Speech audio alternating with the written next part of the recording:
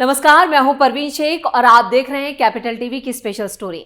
मिलिंद देवड़ा के कांग्रेस से इस्तीफे के बाद पार्टी को भारत जोड़ो न्याय यात्रा से पहले ही एक बड़ा झटका लग चुका है। ये कांग्रेस के लिए एक बड़ा झटका इसलिए भी है क्योंकि अब से कुछ महीने बाद ही लोकसभा चुनाव होने हैं। ऐसे में आम चुनाव से ठीक पहले मिलिंद देवड़ा जैसे बड़े नेता का पार्टी को छोड़कर जाना कांग्रेस को ज्यादा नुकसान पहुंचा सकता है। खास बात यह है कि मिलिंद देवड़ा कांग्रेस छोड़कर जाने वाले पहले नेता नहीं है और ना ही आखिरी नेता है। खबरों की माने तो राहुल गांधी को महाराष्ट्र से लेकर आंध्र प्रदेश तक बड़े झटके लगने वाले हैं, यानी दर्जनों नेता कांग्रेस छोड़ने का मन बना चुके हैं। कांग्रेस ने भारत जोड़ो न्याय यात्रा की शुरुआत तो कर दी है। 16 जनवरी को इस यात्रा का तीसरा दिन था। मंगलवार को कांग्रेस नेता राहुल गांधी के नागालैंड की राजधानी कोहिमा में एक रैली को उन्होंने संबोधित किया। जनता और कांग्रेस कार्यकर्ताओं को संबोधित करते हुए विपक्षी गठबंधन का जिक्र किया। हालांकि जब मीडिया ने विपक्षी गठबंधन को लेकर उनसे सवाल पूछा कि क्या नीतीश कुमार इंडिया गठबंधन छोड़ एनडीए में शामिल हो सकते हैं, तो इंडिया की अच्छी हालत नहीं है ये भी बता रहे हैं, जबकि नीतीश कुमार ने संयोजक पद ठुकरा दिया है। राहुल गांधी ने मीडिया के ये सवाल सुनकर वो भड़क उठे और उन्होंने मीडिया पर ही सवाल उठा दिए। ये इस सवाल को सुनते ही कांग्रेस नेता को गुस्सा आ गया। उन्होंने कहा, देखिए मीडिया इन चीजों को ओवर प्ले करता है। मीटिंग में जो बातचीत होती है, भाईचारा होता है, वो आप बताते नहीं हैं। आप एक मुद्दा उठाकर उसे मुख्य मुद्दा बना देते हो। गठबंधन में नेताओं के बीच आपसी भाईचारा और सम्मान है। हम एक साथ मिलकर भाजपा के खिलाफ चुनाव लड़ेंगे। ये इंडिया गठबंधन बीजेपी और आरएसएस के सिद्धांतों के खिलाफ लड़ने के लिए बनाया गया है। राहुल गांधी ने आगे कहा, भारत जोड़ो न्याय यात्रा विचारधारा की यात्रा है। इंडिया गठबंधन चुनाव लड़ेगा और जीतेगा। मैं इलेक्शन कैंपेन में भी भाग लूंगा और चुनाव अच्छे से लड़ेंगे। इंडिया गठबंधन का स्टेटस बहुत सही है। हम लोग एक दूसरे से बात कर रहे हैं। सीट शेयरिंग पर भी चर्चा जारी है। एक दो जगह थोड़ी समस्या है, वहां भी सब अच्छे से होगा। अब राहुल गांधी कितना भी कहते रहे कि पार्टी में सब कुछ ठीक है, इंडिया गठबंधन में सब कुछ सही है, फिलहाल तो ये नजर नहीं आ रहा है। ना ही इंडिया गठबंधन में कुछ ठीक चल रहा है और ना ही कांग्रेस पार्टी के अंदर कुछ ठीक है।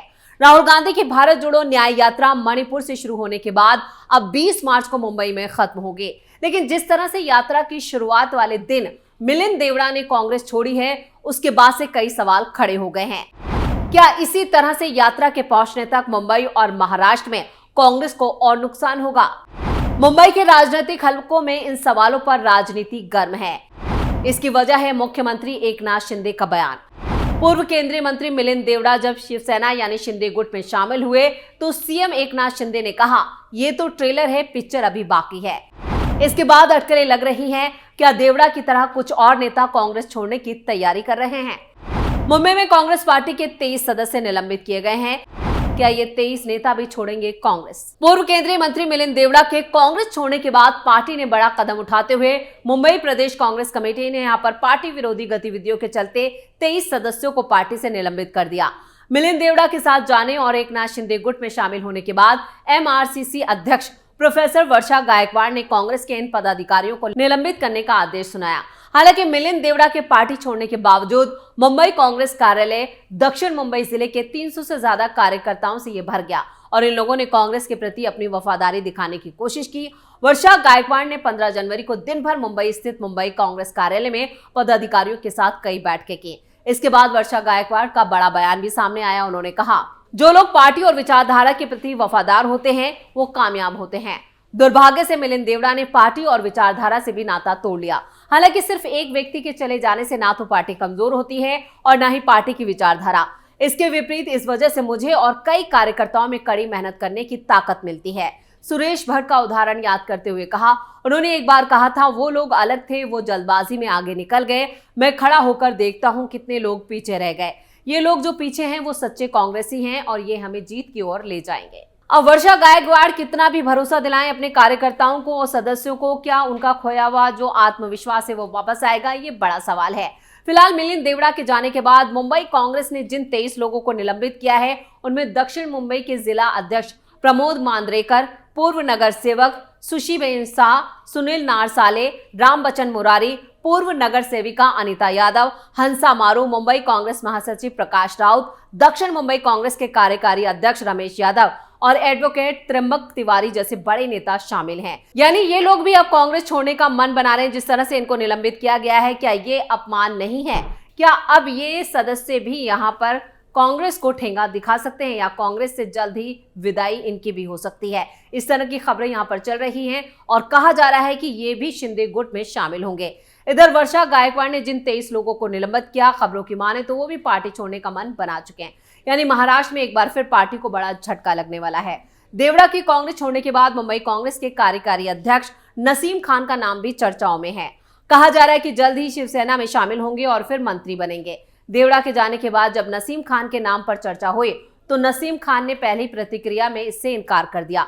उन्होंने कहा कि मैं कांग्रेस पार्टी में हूं और पार्टी बदलने का कोई सवाल नहीं है। लेकिन खबरें हैं कि शिंदे गुट के कई नेता उनके संपर्क में हैं, जिससे ये कयास लग रहे हैं कि वो कांग्रेस को झटका दे सकते हैं।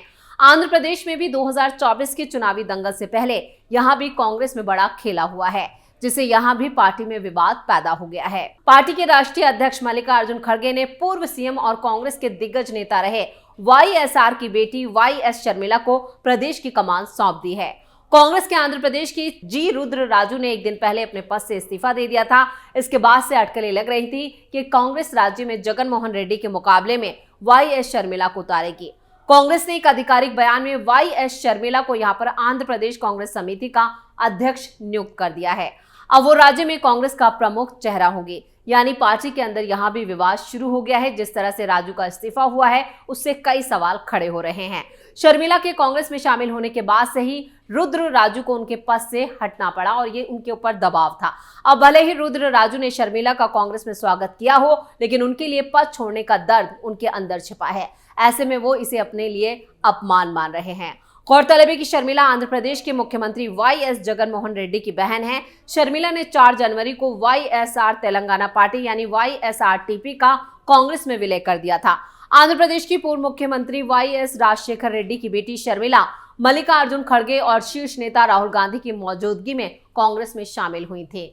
इधर केरल से भी बुरी खबर आ रही है कांग्रेस के लिए। केरल के तिरुवनंतपुरम से लोकसभा सांसद शशि थरूर अब कांग्रेस को बाय बाय कह सकते हैं।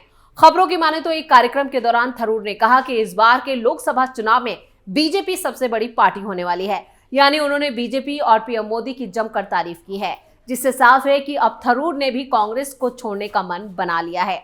अगर थरूर ने कांग्रेस छोड़ी तो ये सोनिया से लेकर राहुल और खड़गे के लिए दक्षिण में बड़ा झटका होगा। मिलिंद देवड़ा के बाद थरूर दे सकते हैं राहुल गांधी को बड़ा झटका। क्या 2024 का चुनाव बीजेपी के टिकट पर लड़ेंगे थरूर? क्यों बीजेपी और पीएम मोदी की तारीफ कर रहे हैं शशि थरूर? कैसे कांग्रेस के चुनावी समीकरण बिगाड़ रहे हैं दिग्गज नेता? आगामी लोकसभा चुनाव को लेकर अभी से सभी पार्टियों ने तैयारियां तेज कर दी हैं। इस बीच कांग्रेस नेता शशि थरूर का चुनावों को लेकर बड़ा बयान सामने आया। थरूर ने कहा है कि इन चुनावों में बीजेपी सबसे बड़ी पार्टी के रूप में उभरेगी। बीजेपी सबसे ज्यादा सीटें तो लाएगी, लेकिन पहले के मुकाबले इसकी कुछ सीटें गिरेंगी यानी कम होंगी। बीजेपी के संभावित सहयोगी अब समर्थन देने को तैयार नहीं होंगे और इसके बजाय विपक्षी गठबंधन का समर्थन कर सकते हैं। केरल साहित्य महोत्सव में बोलते हुए थरूर ने कहा, मुझे अब भी उम्मीद है कि भाजपा सबसे बड़ी पार्टी बनकर उभरेगी, लेकिन मेरा मानना है कि उनकी संख्या इतनी कम हो जाएगी कि सरकार ना बन सके। कांग्रेस को उम्मीद है कि वो अधिक से अधिक राज्यों में विभिन्न दलों से समझौता कर लेगी ताकि हार से बचा जा सके।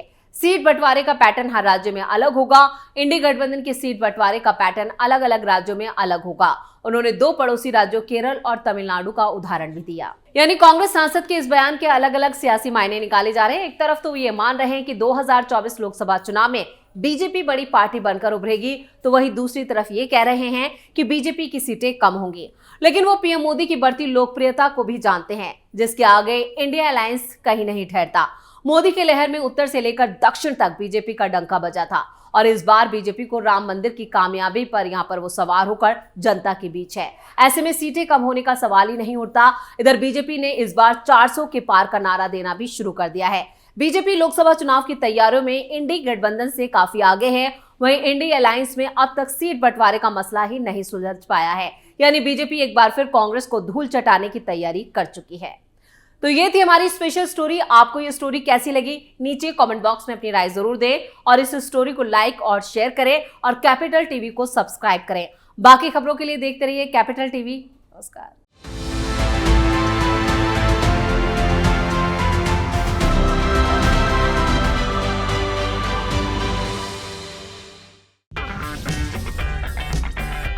अगर आपको हमारा वीडियो पसंद आया हो तो इसे लाइक करें, हमारे चैनल को सब्सक्राइब करें और हाँ, बेल आइकन दबाना ना भूलें ताकि आप तक हमारे वीडियो की नोटिफिकेशन पहुंचती रहे।